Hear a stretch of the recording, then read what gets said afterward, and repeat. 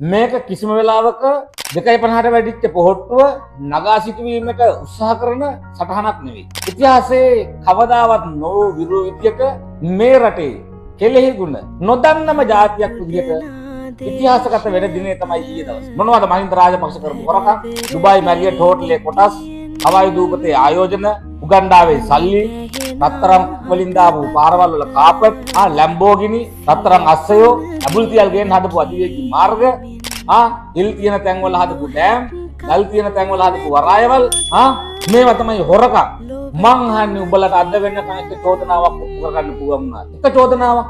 මහින්ද රාජපක්ෂ මේ රටේ කරේ යුද්ධ ඉවර කරපු එක විතරද? තේලියට කියන්නම් අහගෙන ඉන්න. ලංකා ඉතිහාසයේ පළවෙනි වතාවට ආර්ථික වර්ධනය ඍණාගයකට පත් කරේ ජනතා විමුක්ති පෙරමුණේ කාලකන්ණි වැඩහිඳ වුණාට ආර්ථික වර්ධන වේගය 106ට වඩා වැඩි අගයක් කරා ගෙනිච්ච එකම පාලකයා මහින්ද රාජපක්ෂ. චීනයට විතරයි දෙවනි වුණේ. මේ රටේ ඒකපුද්ගල ආදායම 2004 දී ඩොලර් 1028කට තිබ්බේ. 2014 ඉවර වෙනකොට මහින්ද රාජපක්ෂ මේ රටේ ඒකපුද්ගල ආදායම වැඩි කරනවා ඩොලර් 3971කට. අද කීයද ඒකපුද්ගල ආදායම?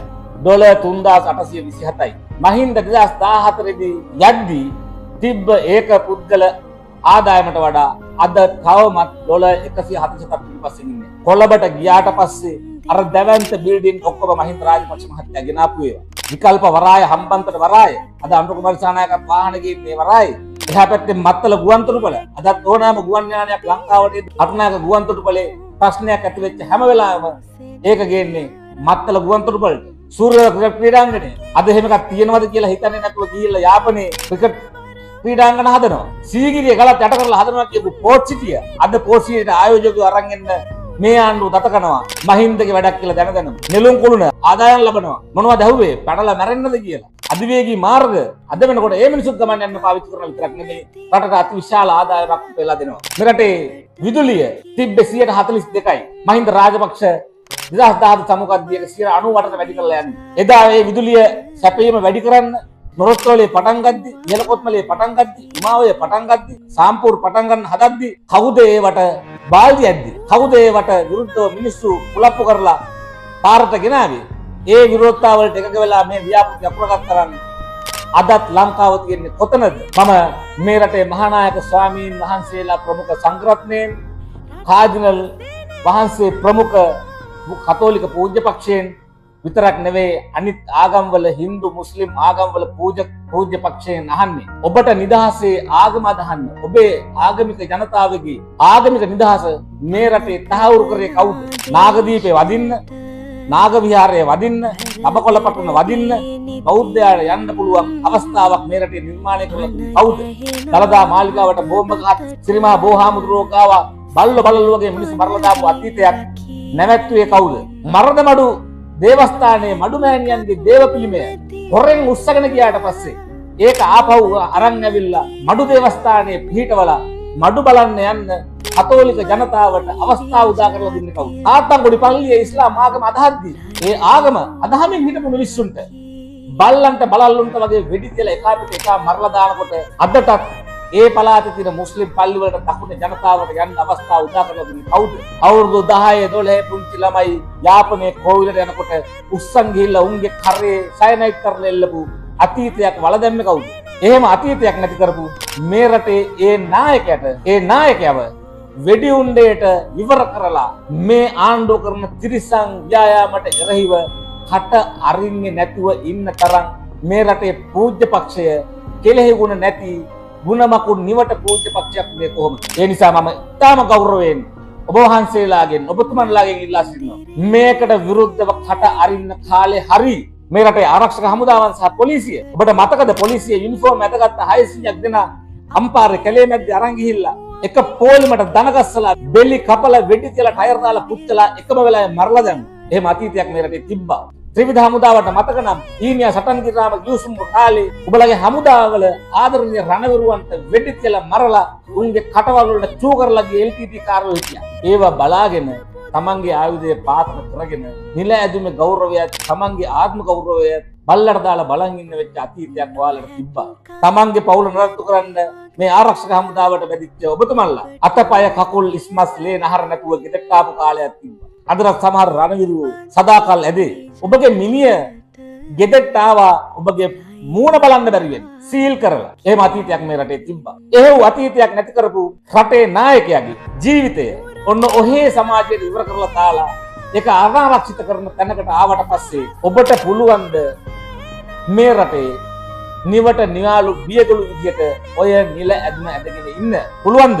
මේ රටේ රාජ්‍ය සේවකයා අටපා සේවකයෝ කියලා කිව්වේ. ඒ රාජ්‍ය සේවකයන්ට අලුත්ම කාර්යාල හදලා දීලා කවදාවත් නොවු විරු විදියට වසර ගානේ ඔවුන්ගේ පඩිය වැඩි කරලා වාහන බලපත්‍ර ටික හරියට දීලා මෝටර් සයිකලේ දීලා කාන්තා නිලධාරීන්ට ස්කූටිය දීලා අභිමානවත් රාජ්‍ය සේවයක් ඇති කරේ කවුද? සෙස්සිරි පාය අලුත් ගොඩනැගිලි, ආරක්ෂක හමුදා මූලස්ථානයේ අලුත් ගොඩනැගිලි, විගණන දෙපාර්තමේන්තුවේ කැඩිච්ච ගොඩනැගිලි වෙනවට අලුත් ගොඩනැගිලි, ප්‍රාදේශ සභා ගොඩනැගිලි, ප්‍රාදේශීය ලේකම් කාර්යාලය ගොඩනැගිලි, මේවා කොළඹට විතරක් සීමා වෙලා තිබේවා ගම්මට ගෙනහිල්ලා ලස්සන රාජ්‍ය සේවයක් මේ රටින් නිර්මාණය කරේ කවුද? අනුර කුමාර දිසානායකද? අනුර කුමාර දිසානායකට ඕකෙන් දශමයක් කරන්න පුළුවන් මිනිහෙක්. එහෙව් රාජ්‍ය සේවයක් ගොඩනගපු මිනිහට හොරා කියලා දූෂිතයක් කරලා ඡන්ද දුන්න විතරක් නෙමෙයි. ඒ මිනිහම ත්‍රස්ත උන්දේට නිරාවරණය කරන්නේ. කට වහගෙන නිහඬව නිවටව නිවාලුව ඉන්න මේ රටේ රාජ්‍ය සේවකයා පෙළඹුණේ කොහොමද?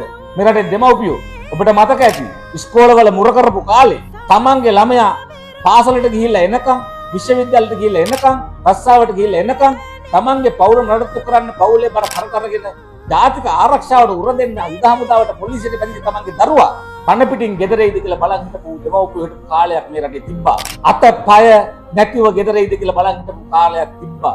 ඩී.එස්. රණායක විද්‍යාලයේ ශිෂ්‍යයෝ කොටුව දුම්රිය ස්ථානයේ ඉස්සරහා එකාපිට එකා බල්ලු වගේ මරලා වැටෙද්දි ළමා සායනයට ගෙනිච්ච කැමතිකොල්ලාවේ දරුවෝ බස් පිටින් සමූල ඝාතනය වෙද්දි බුත්තල බස් බෝම්බයට අහුවෙච්ච අහිංසක දරුවෝ අදටත් ආබාධිත වෙලා ඉද්දි ඔබේ දරුවා ගෙදර එනකම් භීතියට පත්වලා කම්පාවට පත්වලා බලන් හිටපු කාලයක් මේ රටේ තිබ්බා. හැබැයි එහෙව් යුගයක් නිවා කරපු නායකයාගේ ඒ නායකයව ආරක්ෂාව අයින් කරලා ත්‍රස්තවාදී වෙඩි උණ්ඩයකට ගොදුරු වෙන්න යනකොට නිහඬව නිවටව නියාලුවට හටවහගෙන ඉන්න තරම් ඔබ කෙලෙහි ගොන නොදන්න දෙමව්පියෙක් මේ කොහොමද? මේ රටේ ජනතාව කිසිම විමසුමක් නොකර කිසිම සාධනීය ප්‍රශ්නයක් අහන්න නැතුව ඒ මිනිස්සු අවුරුදු 16ක් තිස්සේ එක දිගට කියපු බොරුව මන්ත්‍රයක් විදිහට ජප කරපු බොරුව පිළි අරගෙන මහින්ද රාජපක්ෂට හොරා දූෂිතයා මිනිමරුවක් කියනවා. ඔව් මිනිමරුවෙක් තමයි එක මිනිමරුමකට. ඒ තමයි ලෝකේ